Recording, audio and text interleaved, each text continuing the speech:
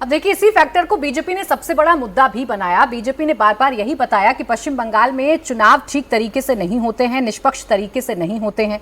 वो इलाके जहां टीएमसी मजबूत रहती है वहां वोटर्स को डराया जाता है, धमकाया जाता है, उन पर प्रेशर बनाया जाता है और इसी डर को विश्वास में बदलने का जो काम है वो बीजेपी करने की कोशिश कर रही है। बीजेपी ने दावा किया कि ये जो भय है वो भरोसे में तब्दील हो जाएगा, उनका वोटर घर से बाहर निकले और मतदान करे ताकि पश्चिम बंगाल में बीजेपी की सरकार बन सके।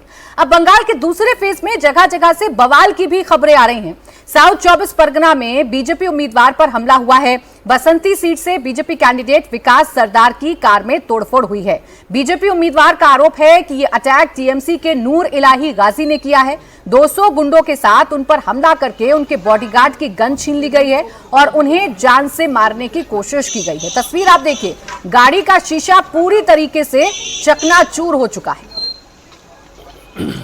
200 और 250 जो टीएमसी गुंडे लोग मेरा ऊपर अटैक किया, वो गुंडागिरी किया और बम्बू और लोहा के रॉड लेकर के आर्म्स लेकर के मार रहा था। इतना मेरा वो कार पे भांगचूर किया, हमारा खुद मर्डर करने के लिए प्रेस रहा। मेरा जो सिक्योरिटी गार्ड उसका जो लाइसेंस गन वो गन छीन लिया।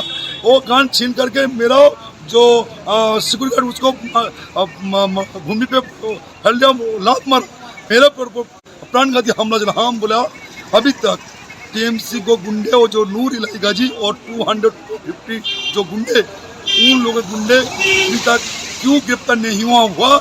हम एक बात प्रशासन को जांच करके बोलना चाहिए। अब वोटिंग के बीच में हंगामे और हिंसक झड़पों की खबरें सामने आ रही हैं। हावड़ा में एक बूथ पर ईवीएम में खराबी के बाद हंगामा मच गया। हालात बिगड़ते देखकर सुरक्षा बलों ने एक्शन लिया और हंगामा करने वालों को वहां से खदेड़ा। दरअसल हावड़ा के बाली बूथ पर एक ईवीएम में स्पार्क हो गया था, जिसके बाद एक पार्टी के समर्थकों ने हंगामा करना शुरू कर दिया और देखते ही देखते हंगामा बड़ा हो गया, जिसे रोकने की कोशिश भी की गई। जो सीआरपीएफ के जवान तैनात हैं उन्होंने वक्त रहते हालात पर कंट्रोल किया। तो इस तरीके की घटनाएं अलग अलग जगहों से सामने आ रही हैं। कहीं ईवीएम में गड़बड़ी को लेकर बवाल हो रहा है, तो कहीं बीजेपी के कैंडिडेट पर हमले की खबरें सामने आ रही हैं, तो कहीं ईवीएम पर एक पट्टी चिपकाने का आरोप बीजेपी के सिंबल के सामने बीजेपी लगा रही है। तो पश्चिम बंगाल की 142 सीटों पर सेकेंड फेज का मतदान हो रहा है और ये 142 सीटें वो हैं जहां बीजेपी ने 2021 के चुनावों में महज 18 सीटें जीती थी।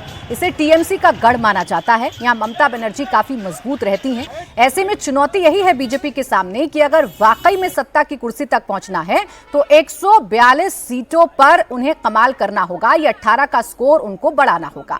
अब नदिया की तस्वीर आपको दिखा रहे हैं। बीजेपी के एक एजेंट पर हमला किया गया, जिसमें एजेंट को बुरी तरह से चोट लगी है। पहले फेज के चुनाव में कई जगहों से बवाल और हिंसा की तस्वीरें सामने आई थी।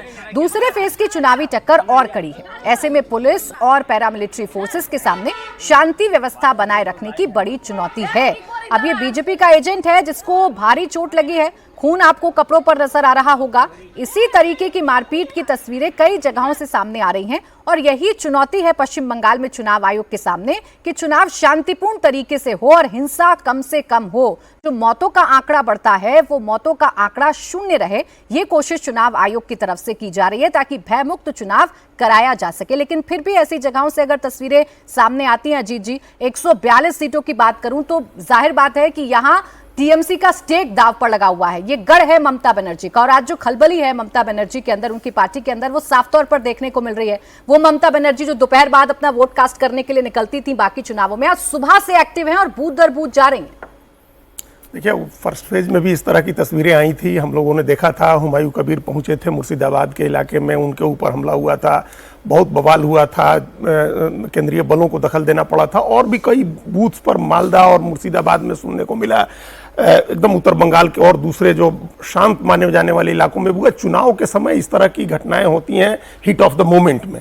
इसको हम लोग ये हिट ऑफ द मोमेंट की घटनाओं को छोड़ दें तो चिंता की बात वो है जो प्लान करके की जाती हैं, जो घटनाएं प्लान करके होती हैं। जैसे ये प्लान करके किया गया होगा कि भारतीय जनता पार्टी के सिंबल के आगे टेप लगा दो ताकि उसका वोटर आके देखे और कंफ्यूज हो जाए, वो किसी और को दे दे या बिना दिए चला जाए। तो ये प्लान करके हुआ होगा। स्पर ऑफ द मोमेंट में, हिट ऑफ द मोमेंट की घटनाएं अपनी जगह, जिनको सुरक्षा बल काबू कर लेंगे।